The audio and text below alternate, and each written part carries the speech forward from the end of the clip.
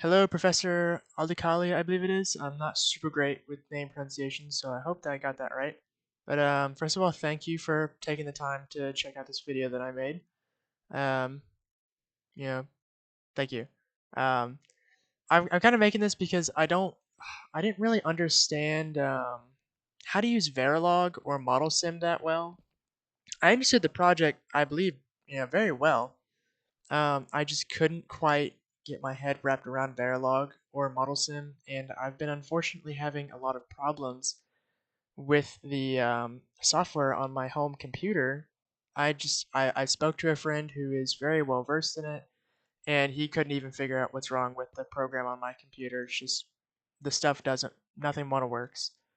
And unfortunately, the only place I could find a computer with Verilog is not accessible to students normally. I was barely able to get enough access, temporary access to, do the best I could on the project. But I am very good at this game called Minecraft. Unlike Verilog, where I have no experience, I've got about 15,000 hours of experience over the past 13 years playing this game. And while this isn't necessarily like a digital logic game, it's more of a anything game. It's a sandbox game. Anything you can imagine, you can do in this game, including replicate digital logic circuits using items. Like, since digital logic is just ones and zeros, you've got your 0 and your 1. All you have to do is combine a few things. Like I said, bit 0, 1. You have your NOT gates, this being 0, this being 1, with it showing the opposite. OR gates, of course, very simple stuff. AND gates, you turn one on, doesn't work, one on, doesn't work, both on, light turns on. Very simple stuff. And if you have a basic understanding of digital logic, which I was easily able to get from your class, you can combine these simple things to make full-on circuits, which is where I am going to go now. This is the fully finished, color-coded digital logic final project inside of Minecraft. This might be a little bit confusing to look at, and some things are backwards, like the output panel over here, which displays all the inputs, outputs, overflows, and odd or even as you specified in the project, with overflow being the red light and odd and even being this yellow light to the right. Over here we have the control panel allowing us to manually input inputs from A0 to A2 and B0 to B2, with A being represented by the red blocks and B being represented by the yellow blocks. We come over here. This also displays on this panel over here. The bottom row is going to be A. The top row, middle row is B. The top row with the purple blocks are the added outputs. So we just do this. So this is where a little bit of confusion might come. I actually have this backwards technically.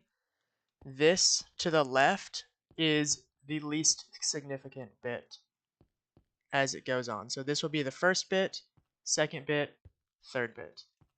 So hopefully this isn't too confusing. But I believe in the project you stated for test cases, that being just all zeros added to all zeros, which is just the base state when nothing is on.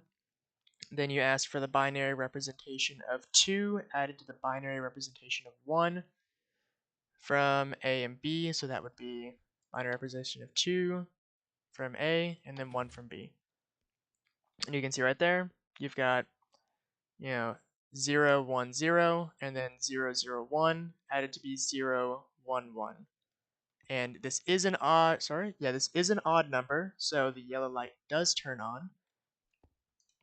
We're going to shut that off. Next up is the binary representation of 3 added to the binary representation of 3, which is just going to be all of these. And here we are. You have got, it's off. The yellow is off because the number is even. Red is off because there's no overflow.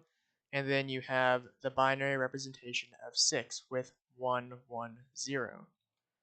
And then the final representation that you have asked for is the binary representation of, I believe that is 7 to the binary representation of 1, which is going to add up to 8.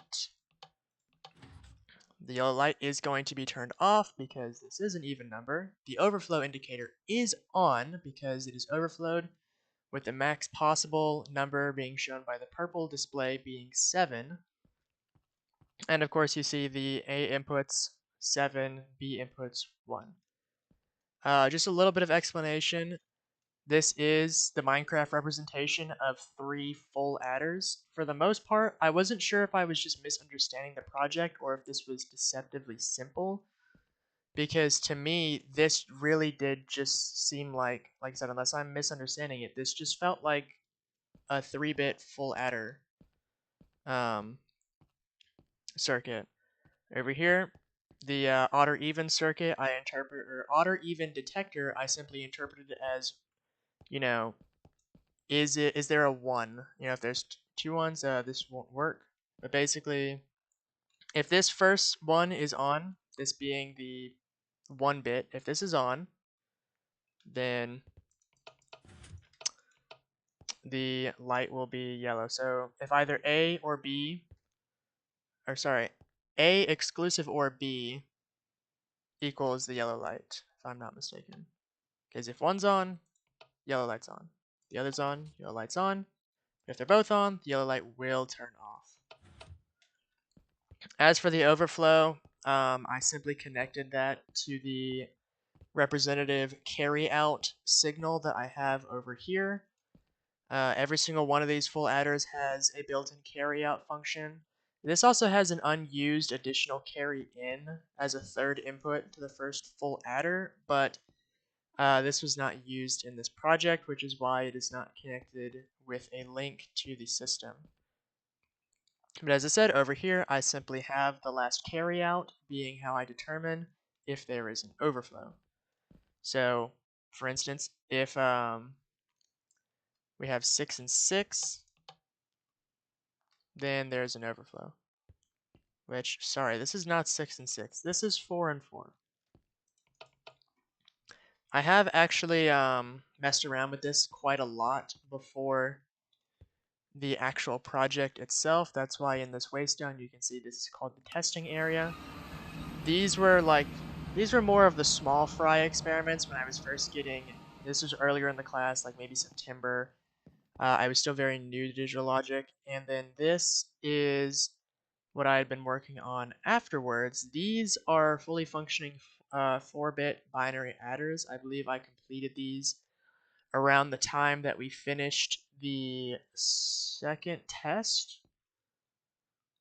And these were incredibly helpful. I went ahead and I'd already fully color coded them as well, which made it incredibly helpful during this final project, and just understanding the final project as well. Being able to actually mess around with digital logic inside a game that I'm very familiar with immensely helped understand digital logic.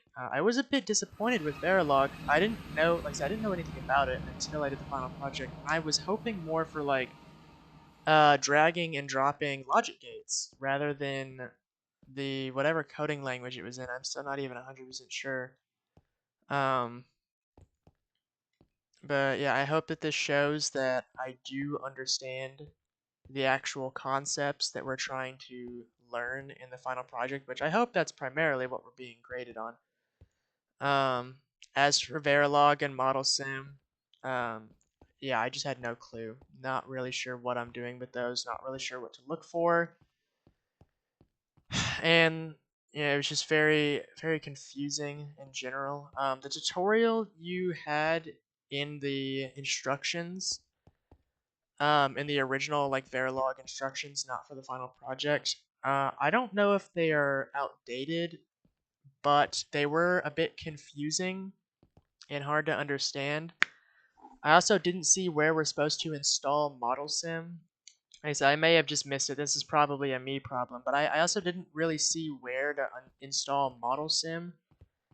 From the instructions, I found the installation for Verilog, but without any actual installation instructions, I'm not entirely sure if I even did it right. But those were my struggles with this project. I hope you enjoyed seeing digital logic being represented in a video game. I personally think it's very cool. There are people who are much better at doing digital logic in this game than myself. I have seen a person who went through the trouble of using their digital logic knowledge to fully recreate a functioning 4-core computer, and he then proceeded to program a smaller version of Minecraft inside of Minecraft using this computer that he built in the game. But as I said, thank you for taking the time to watch this. Um, I wouldn't mind getting with you if we have the time and just discussing the Verilog problems. I unfortunately can't bring my laptop because I don't own one. That was the other issue, is I only have currently my personal desktop computer. So it was basically impossible for me to come and ask for help, um, because I can't bring my computer to school with me. I'm not sure if you have a recommendation, or maybe if you plan on making, like, I was thinking, I thought a video tutorial step by step of how to completely install Verilog and ModelSim would be a great help, I think. But aside from that, that is all that I have. And as I said, once probably the third time I've said this, thank you for taking the time to watch this, and I hope you enjoyed.